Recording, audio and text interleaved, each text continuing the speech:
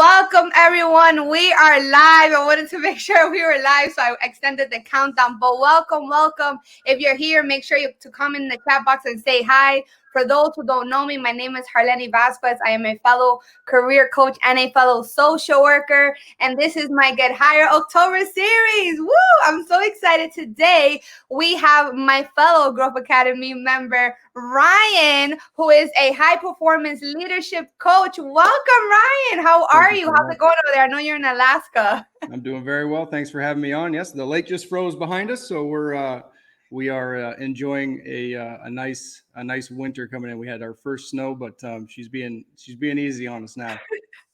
Oh my God. And I would love if you can share, your current background and basically, who you work for and just your area of expertise and knowledge. And we'll definitely get started. Thank you. You bet. Well, thanks for having me on. No, I'm a former NCAA Division I collegiate hockey player that married his my college sweetheart. And we now have a family of four. And I went up to the Arctic of Alaska to inspect oil and gas infrastructure for 14 years. I had the privilege of leading some of the most high performance humans on the planet, very special individuals that I worked with up there. And now I teach individuals how to become the leader that everyone will follow. And I make companies more profitable by building a team of leaders. So it's a privilege to be on your show. I appreciate it. Thank you so much. And hello, Genesis and everyone. Thank you so much for joining again. If you guys have questions, hi, Kizzy. Thank you so much for joining Growth Academy over here.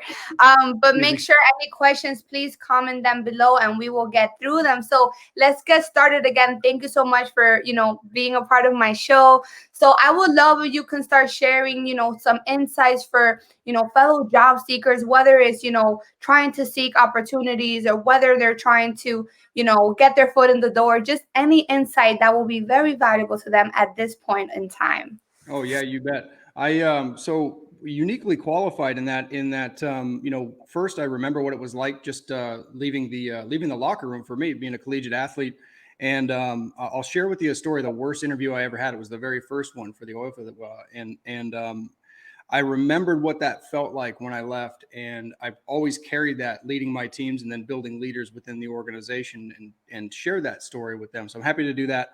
But I think at our largest, we were 500 people up in the Arctic, inspecting that infrastructure with methods like X-ray and ultrasonics. So it was incredibly important, and it was incredibly dangerous work. And we had a lot of people from all over the world up there all working together in concert. Now, some folks like myself early on were hanging from buildings doing X-rays of those pipes.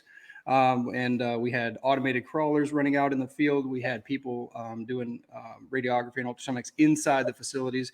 So it's kind of hard to grasp how the breadth of that work scope up there. But the overall point was thank you very much, Andrea. Good to see you. So the overall point is, right now with COVID, so I had people coming from all over the world, and I had the privilege after 5 years of being in the field of leading those teams. So then I became the person that was constantly interviewing, constantly hiring or getting people that were coming in and onboarding and preparing them to go out in these harsh elements. And you can imagine working up in the Arctic is very difficult. So yeah, and it can be. So what I would say is, and I'm going to share that story when I was the person trying to get into the field at that time, just wanting an opportunity. But so let me go ahead and share that with you right now. It's a little bit about the background. absolutely. But I was fresh out of the Arctic. I had a brand new baby boy who's 15 now to take care of, and I was driving into Anchorage, which is about an hour north of where I live now for the job that I had at the time. And the weather had gone to 20 below, and the heat went out in my truck. So that was a very cold, very long drive. And as I would drive in the morning, the frost would come down on the windshield. And it was very mentally and emotionally taxing. And I remember I had been coached quite a bit in how to prepare for an interview, how to adapt and overcome challenges. So I dressed the part. I put on my absolute best, and I knew that I was going to be going to try to get a job in the Arctic. So I knew that I was going to be ice cold by the time I got to that location for that job interview.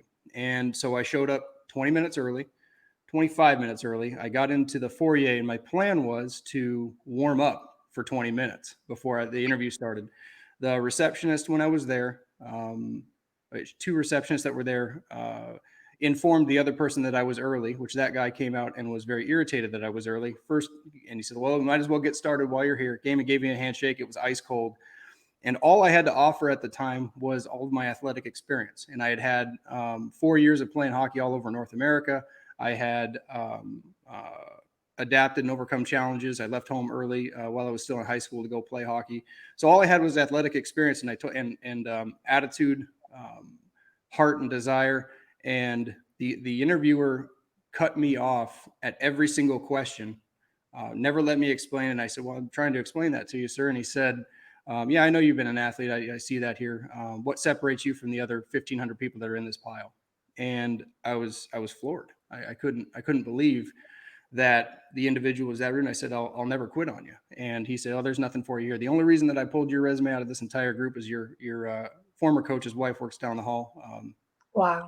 Get out of here. So Florida, I still remember driving away, and the warm tears of frustration were rolling down my cheeks, and my icy cheeks in the truck. And I knew that all I wanted was an opportunity. And I brought that story up to frame for, I understand what people are going through, so that when I got that opportunity, it was a few months later, I got an opportunity that was a much better opportunity. And that company that taught me a lot about culture right then and there. And that company had very poor culture. And not surprisingly, they had been around the oil field for many, many decades.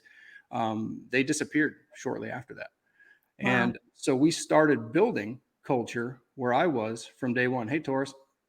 So the tips that I've got for individuals and where I hired people is I hire heart, 100%, bar none. Now, granted, if you need to bring in engineers, there's nothing wrong with engineers. They maybe need an engineering degree, but not every, especially for entry level positions. Absolutely. So what I would do coming in is, so the tips that I've got for people that are coming in, I want everybody to know, if you're coming in and you are getting ready to go and interview, heart is enough. That's all you need. Everything else can be taught. Heart, attitude, desire, tenacity, hard work. Those things, those pillars are all it takes. And it doesn't matter if you're in the Arctic of Alaska, 800 miles north of my location, or if you're working in an Amazon warehouse or starting at a boutique firm, it's all the same.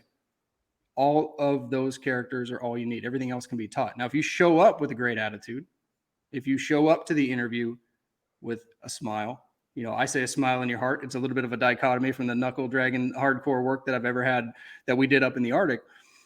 But that's how you build culture. And it starts with each individual person that you bring into the organization. So if you are on the, Andrea's got a question there. What do you tell your clients now when they say, all I had was my athletic experience? Because we know athletic experience means you're a leader, team player, and someone with discipline. So it's much more than just, do you have the rest of that question, Harleny? It actually cut off. That's all can I can put. So Andrea, if you can put it in multiple, it'll be great. That's the only thing I can can't see on my end. Yeah, you bet. No, and we're all getting used to the new LinkedIn Live streamcast. So if you remind me of that question in a little bit, Harleny, I'll happily answer that. Absolutely. So, if you're coming into an interview, and I want to make sure that I answered your original question, because I do have some tips that are very important, I think, after giving all of those interviews over the years. But that being said, I think it comes down to knowing who you are and really listening when you're being interviewed to the words, the tempo, the syntax, the key culture phraseology that the actual person delivering the interview uses. And if that is in alignment with your core beliefs and who you are, then you might have a match. And I think coming from a place of a lot of people come into interviews, I just need a job, that fear, that lack, and I get it. You need to provide for your families. A little bit of preparation on the front end and a little bit of structure and a little bit of poise can go a long way. Absolutely. And thank you so much for sharing that. And Andrea actually said that was it. That was a question. But she didn't have anything more. But before we, you answer that question. I was just talking about this yesterday, the importance of giving yourself credit. So the importance of really valuing your own values and really giving it your all, right? Because yes, preparation is key, but if you go into the interview not really believing yourself, not really believing in your abilities to, provide the company, with such impact and all of these things, it's going to show in the interview. So everything that you're saying everything to the T, because it's so important. And of course we get nervous and we start doubting ourselves, and really, imposter syndrome kicks in. For those who don't know, imposter syndrome, it's like that feeling that you feel like you're a fraud and you start questioning your every move. That feeling is real. That feeling is normal. That doesn't mean there's something wrong with you. I just want to make sure that everyone, knows that how important it is to give yourself that time of day. Anything else to 100%. add to that before we get into, Andrea's question? But Yeah, you bet. That is absolutely real, and it's easy to when especially when you're that term, I need a job, I need to be able to provide for my family. There's actually some very, very key mental work that you can do with yourself on changing those statements of need, and like you said, harnessing your value. And there's a step-by-step process that I teach to people. I teach leadership, I teach profitability to companies, and it all boils down to, you actually start with yourself yeah. and those core beliefs, those core alignments. And then it's interesting how things start to actually align. Once you go back to that default, you start to break down what it is that I bring to the table. And like you said, give yourself credit. And I don't think people give enough credit. If you have the desire, if you have heart, and you don't feel you have any experience, you probably do. But if you don't, just showing up with heart, with desire, with the right attitude, you can be taught everything else. And smart companies, the ones that are going to stick around, especially with COVID right now, there's a lot of fear out there. Fear is actually the number one thing plaguing companies and sadly individuals. And the only way to actually blaze through that is to get right back down to basics. And it's more of an alignment conversation, not a state of need. Absolutely. Oh my God. Literally, you're speaking everything, like everything that is just so needed for fellow job seekers out there, especially during this time. It's so easy to, give up. It's so easy to be like, I just need a job. Yes, obviously, we know times are hard. Like most people do need a job, financial reasons, but never lose sight of who you are, what makes you unique. And again, going back to those core values, because you don't want to just get a job to get a job before you're like, I hate it. I don't even want to work there. Right. And then it's just going to put you're going to put yourself more down. So just never lose sight of who you are and what makes you unique. Own your story and own everything that you have overcome so far. And if you don't have experience, whether it's volunteer work or internship experience, that's still valuable experience. And all of those skills are transferable. So also never lose sight of that. I wanted to mention. 100%, Harley. I love your enthusiasm, everything that you bring to the table. And I had, if you were my recruiter when I was putting people into the field and leading those teams, we would have made a great team, because there's that alignment too. So don't let me forget. Well, before our conversation's over, I would like to talk about even some tips for recruiters that hopefully more and more are like you. And I know we have some great ones in the in our team at Growth Academy. It's really great to see that level of enthusiasm. And again, it's about alignment with the others. One of the things that folks are, when they're starting out and they're looking for those jobs or looking for the opportunity. I saw an interesting, there's a gentleman out of a tradesman out of the United Kingdom, England specifically, Great Britain. But the area, I'm not sure 100% where he came from, and he was in a very specific field. It was something like plasma cutting or something like that, and it's not that. And I feel terrible for not remembering the exact example. But he had an individual. I think he was 17 years old, and he had contacted that owner of the company and said, "Look, COVID had come up. I don't want to be sitting in my room playing video games. I'd like to learn something. I'll come work with you for free if you just teach me how to do it." And he said that he brought the individual in. He gave him like handful of hours of tasks to do. He picked it up quickly. He learned fast. He showed up with a great attitude. He executed quickly, and he ended up hiring him. And then the reason that the story came across my feed is he actually got some backlash, saying people were jumping on him for saying he was not paying the young man for his work, and that wasn't the case. He said, I actually ended up hiring him and I gave him an opportunity. But the overall message there was, here's a young man at 17 years old that really didn't have any experience, but he had heart.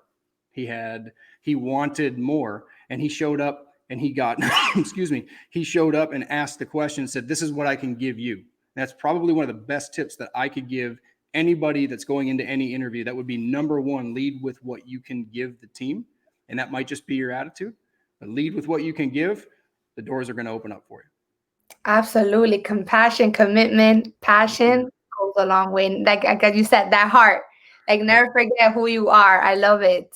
Well, I want to make sure I didn't miss any of thing. So in regards, well, if anything else to add, obviously feel free to do. But in regards, so I don't forget Andrea's question. I know she said I meant it so much more than just adjust is a window into the kind of person you are and how many skills you are have Yes, honed. ma'am. That's a great. I really appreciate you setting the table like that, Andrea. And Andrea is an elite conversationalist. She was in broadcast for many years. If you recognize that last name, Koppel, very amazing. And I'm actually excited to. I think all of us are going to be able to collaborate with her a little bit. She's got quite Absolutely. I'm calling for you soon, Andrea. We're gonna have amazing mission. And I actually really identify with the people that she represents. And it's a quick shout out to her is the graduates that are coming into the workforce. And so, yes, absolutely, Andrea. The that's what frustrated me so much with that original interview was I was trying to tell that interviewer, that recruiter, of all of the adversity that had been overcame. I left, I had the courage to leave the state of Alaska and play all over North America. When I was still in high school, I forfeited those comforts of staying home and being the big fish in a small pond. Not even saying I was that. I just had the heart and desire to leave and had to overcome. I played on 7 teams in 4 years. And it was the same things. I played defense, which is typically a very large man position, and I'm 5'10", and they said, "You're too small, you're too fast, you're not strong enough." So I got faster, I got stronger, I found a way to make it happen. And it wasn't about me. It was I strived to be a great teammate. I wanted to be the hardest worker in the room. I'm not even saying I was always the hardest worker in the room, because I worked with such tremendous athletes. They were amazing guys, but I wanted to be. Tried to be the first one on the ice, wanted to be the last one off the ice. And all of those things that made me, and eventually got leadership opportunities, became the team captain, and then eventually had the opportunity to play NCAA Division I, was because I overcame those adversities and brought the team together, or tried to, every place that I was at, and was constantly cut, constantly had, was just barely good enough to be there. And those qualities really solidified heart for me. And again, hard is enough. So yes, most what I've experienced too, Andrea, and specific to your question, is that those qualities, not only are they enough for anybody, but most people going into that interview, if that individual hadn't have done me the best favor he ever could have, and was so rude, and gave me that chip on my shoulder that I needed moving forward, most people would really identify and appreciate all those qualities in leaders. absolutely. And it also made me think of like you were saying, like new grads and all those things. And, that I mentioned before, my niche is really, helping, working with social workers. And I often get, new social work graduates that are like, oh, I only have internship experience. And I'll keep saying that you don't have enough experience, or, this and this. And they keep getting the same answer. Oh, I want to make sure that was my mic. It was good. I keep getting the same answer. And this is why I can't stress the importance of networking and LinkedIn, right? It's so obvious that if you rely on these job boards, things are automated and you have to click how many, years of experience you have, and you're going to automatically get a no. But if you take it to one step further, you're going to be able to show and highlight, whether you're networking with fellow recruiters, hiring managers, even people in those organizations, you can say, this is my experience. Yes, I only have internship experience, but what I've learned in that internship, I was always the one on time. I always excel, my expectations. I really going back to that heart of what you said, really showing your level of commitment and not showing that you have that drive and commitment really comes a long way. So I wanted to mention that for any, like you said, recent grad that's currently struggling to find a job right now, is networking is key. I can't stress that enough. Literally, LinkedIn Yes. transforms lives. Like it really does. Yeah, absolutely. That you bring up a really, really great point, and a frustration that I had with that whole process. Why all of that is relevant, in that experience that I had in the background, and it's a frustration that I have with automated systems. And I get it. You have to have structure. You have to have systems. You have to have an ability to bring people in to an organization, especially very, very large organizations, and that's a challenge. And I can understand that's a challenge for recruiters too, because I've seen a lot of our fellow teammates in our community post things like, recruiters stop saying you need a master's degree and 5 years of experience for entry level positions. And it's very, very key. There's, in social media, we're learning there's things that people are always trying to do to hack algorithms and things like that. And I had heard from a BP employee one time that there was a way to put key phraseology into resumes and cover letters, to get, through the filters to get into a position. And it's something that I've always, again, had a chip on my shoulder for, because in my opinion, I understand that that might get you an opportunity, and there's nothing wrong with tactics to get an opportunity. But it all comes down to, again, our good friend Shanae Murray talks about this a lot, is being who you are. And that's why I urge anybody hiring people, and I urge recruiters that are setting the table for the people that are going to be doing the hiding and the hiring, um, higher attitude, higher heart. And if you're on the other side of that, just keep showing up, keep looking for that opportunity, because the right team, the right opportunity, the right people you're in alignment with are going to manifest themselves if you keep showing up and you keep being who you are.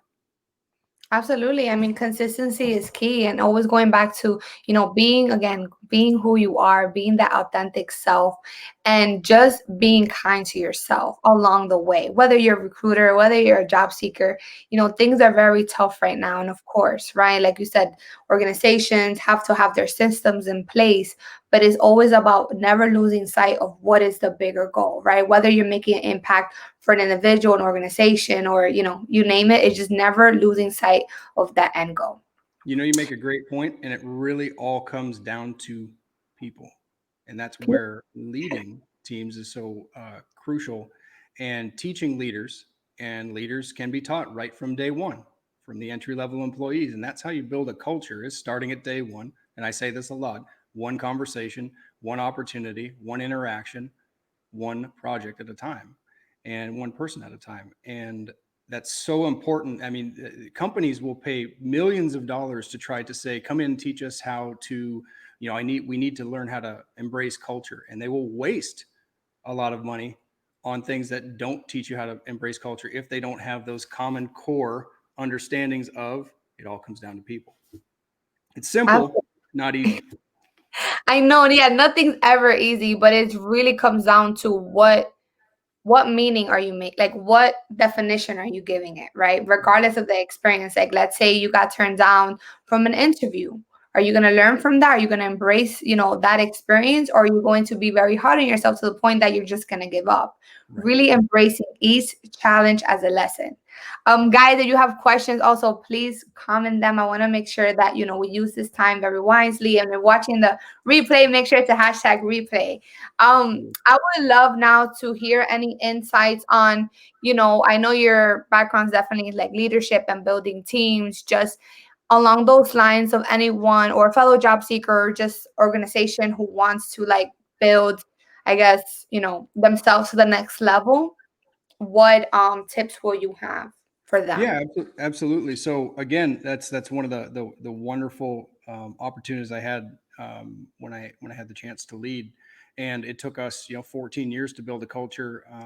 We didn't actually talk about it in this conversation, but one of the big thing that we accomplished, it was hundreds of thousands of inspections, all done on time, millions of feet of X-ray scan, ultrasonics, magnetic particle testing. All of these inspections were done to make sure the oil infrastructure, the oil and gas lines, which if they fail, if they have a catastrophic failure, lots of people die, and the economics of the state and a big impact to the country would be affected. So very important job. And we were able to accomplish that with a few hundred people in its entirety for the first time in the 34-year history of that program, right before BP sold the assets to Hilcor. And the reason that that's relevant is bringing that up is that culture of everybody showing up and doing all of the little things took 14 years to build, and a lot of things had to come in. I can't take credit for all of it. I was very privileged to be a part of the team that put it together and lead those high performance people. So the tips that I would say to bring your game up to elevate you is it all comes down. It all starts with the big A. It starts with attitude. It starts with, like you had mentioned, Harleny, is if you're turned down for an opportunity, if something doesn't work out, if you're, how are you going to handle these things that come up in these difficult times? If you're looking to get a job, it all comes down to how you pivot, how you rebound, how you respawn, and the athletic background that I have, that's very, very relevant because you have to have a very short memory when you make a mistake. So keep showing up with a great attitude. Tune into people like Harleny for great messages. Come in and tune into people like myself that can give you great tips and motivate you. But when you get that opportunity, keep showing up. Start with that mindset. But when you get the opportunity to be in front of somebody, and it may be a remote interview, there's some great tips we have for that. But show up and say, here's what I can bring to the table. Here's what I can bring to the team. I will have a great attitude. I am a great teammate. I am willing to learn. Come forward with, like you said, a strong sense of self, strong sense of self-worth, but not with bravado, with humility, and say, look, I'm willing to learn, especially for entry-level positions. If you're going in for a leadership position, because there's a lot of leaders right now that are out of a job. There's a lot of people that had positions because companies had to downsize, and a lot of them went top first. So you have an interesting balance here of leaders that are in organizations that are asked to do more with less, which is much more difficult, higher stress, and they can get into a negative cycle themselves. And then you have other ones with a tremendous amount of experience that now have to rebrand themselves and come forward. And again, that starts with that attitude.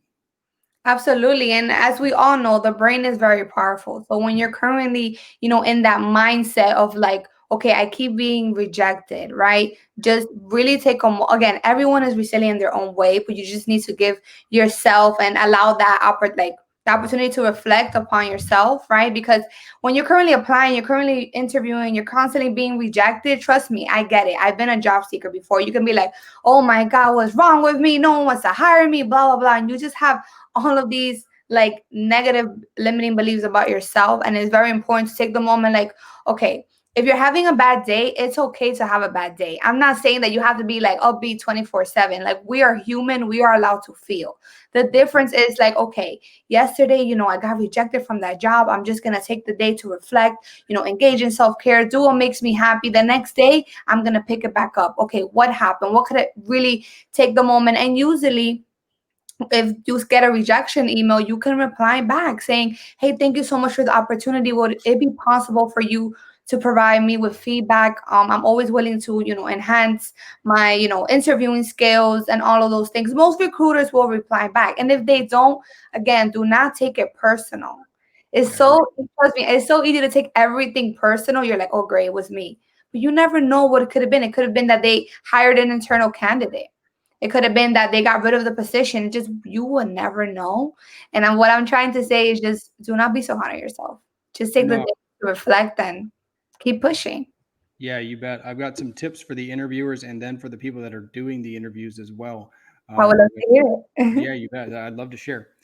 So for the people doing the interview, there's a couple key things that they can do right from the get go, and it's very easy. I'm really, really glad that you brought up the pressure people put on themselves. And Mhm. number one, a way to take that pressure away the night before, make sure you've mentally rehearsed what you're going to say.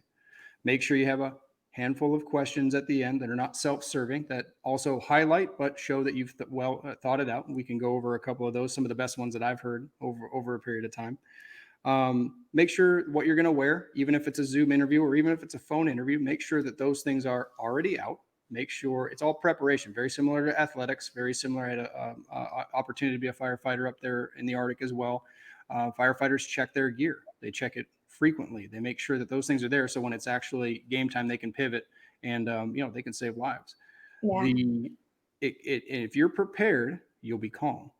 And then If you're a naturally enthusiastic person like Harleny, myself, poise is learned over time. And sometimes I'm somebody that has to bring it back down. I always have a great appreciation for people that come with a lot of energy.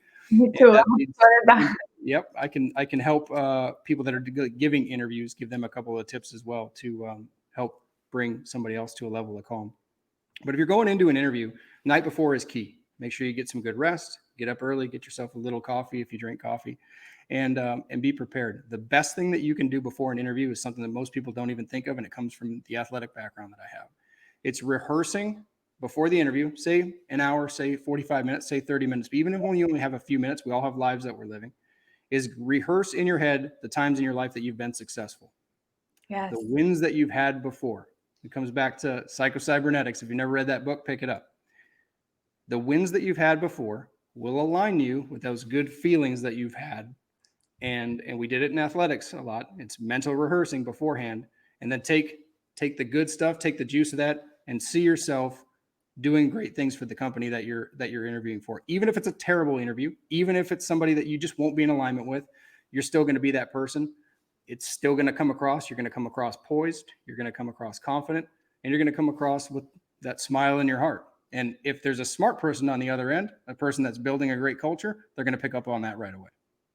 Absolutely. And I love that, like kind of reminding yourself of those wins. I was also saying this yesterday, as you know, with the brain, what the subconscious mind doesn't believe it, you're not going to achieve it. So if you're not able to give yourself, like, see yourself in that light, see yourself in that, like, organization or just any specific position, you're not going to, like, it's not going to come naturally. You're going to doubt yourself.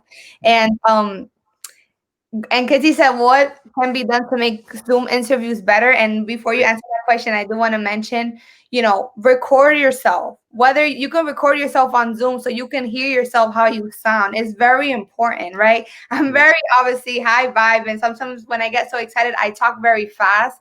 But during an interview, I have to tone it down. I have to tone it down a little bit. Obviously, I'm still going to be myself, but I just get so excited. So I know that about myself.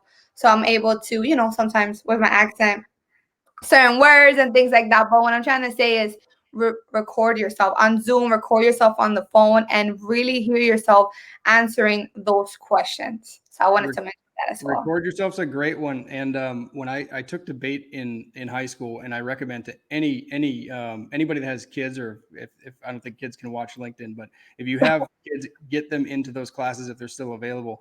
We would record ourselves in the beginning before we ever did that, giving presentations or making a statement. And being a hockey player, you stride left to right a lot. And so naturally, when I was talking, I'd be doing this. And the fun part was everybody does something. You might constantly overtouch. And we would watch our presentations, the whole class, in fast forward. And you'd see people doing this all the time. You'd see people taking repetitive motions and steps. And it was hilarious. And it disarmed everyone. And the teacher got up. He was a very, very great teacher. I don't remember his first name. I always called him Mr. Campnell, I believe his last name was. Been a few years. And he said, look, everybody has repetitive motions. Everybody has things that they do. Record yourself, practice. And I think that's a great tip, Harley. My pleasure. Yeah, I mean, in regards to, like, Zoom interviews, it goes all to everything that we have said. Record yourself. Make sure you have, I mean, this is my closet, but really make sure you're in a quiet background and you don't have any distractions, and make sure that your focus is all on Zoom. Especially if you're doing a group interview, you want to make sure that you're having eye contact with everyone in the Zoom room. Right.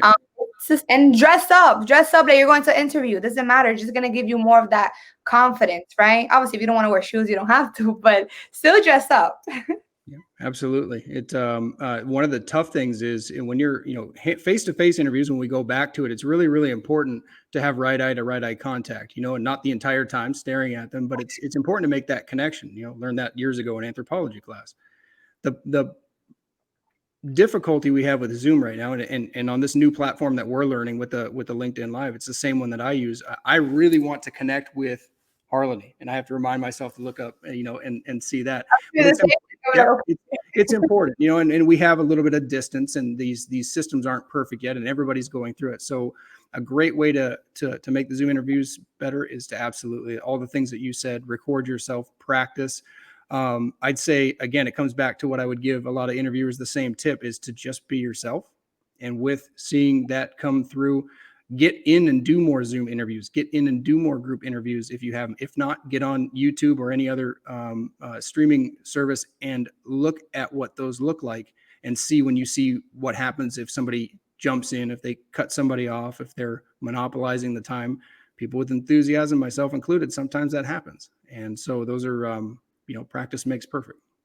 Absolutely. And hey, Enrique, thank you for joining. He said lighting is key as well. I You mean, I bet. have a ring light right now, and I'm saying that honestly because my room's a little dark. Yeah. So, and obviously for those who have kids, I mean, I have dogs and right now they're quiet, but it's about embracing it. Like if things happen, things happen. Don't beat yourself up over it, Right. right? Right. Be willing to make some mistakes. Yeah, lighting's absolutely key. I'm actually violating some of those right now. It's morning in Alaska, so the lighting's going to start coming around the backside and not lighting up in the front. I have a very similar lighting system too. So yeah, a lot of little tips that can be learned, and then I think a commitment to continuously getting better is very very key as well. Because if you're going to get a little bit better every time, you're going to learn, and then eventually you're going to be the professional that everybody else is looking up to. Absolutely. I mean, this has been so awesome. And if anyone has any last minute questions, make sure to comment. But if what we could take out of everything today is go follow your heart, go with your heart, be yourself.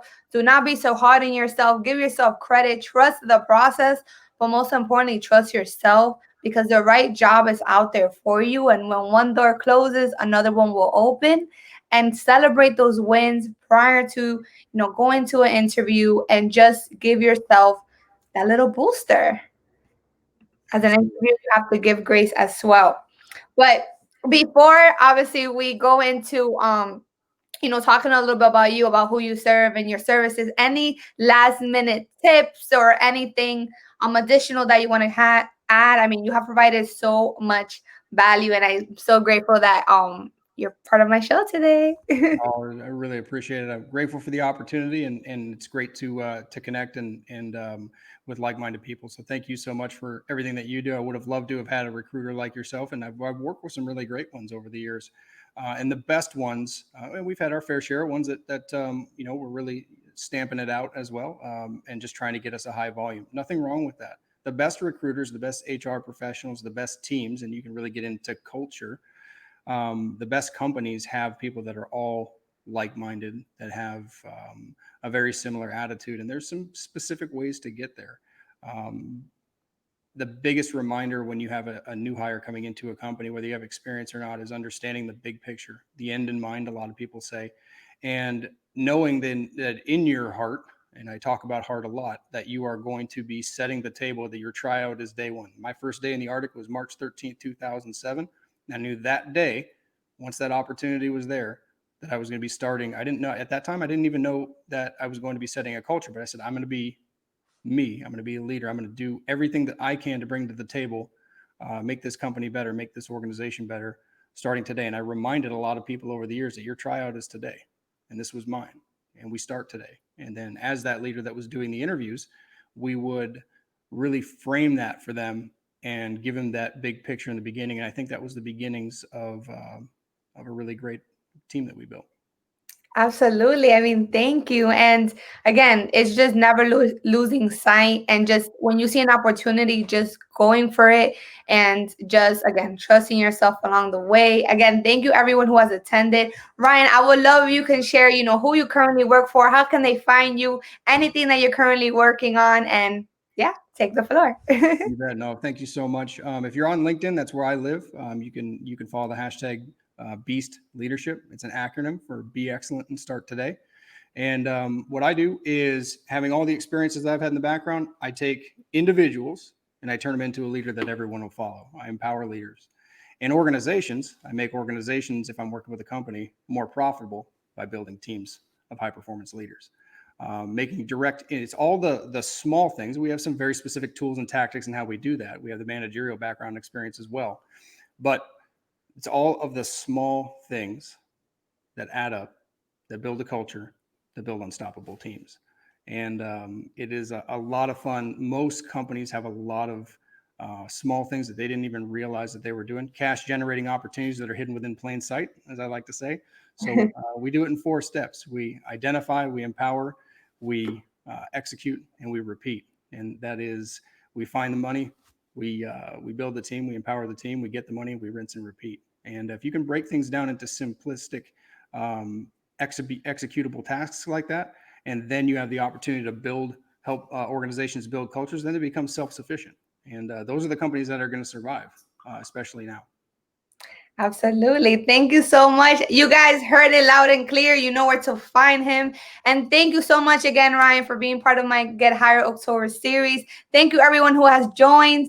Next week is going to be the last week for my Get Hired October series. I'm going to continue. We're going to end with a bang. And thank you so much for everyone who has attended. And I'll see you all next week. Thanks Bye. so much, Harleny. Appreciate it.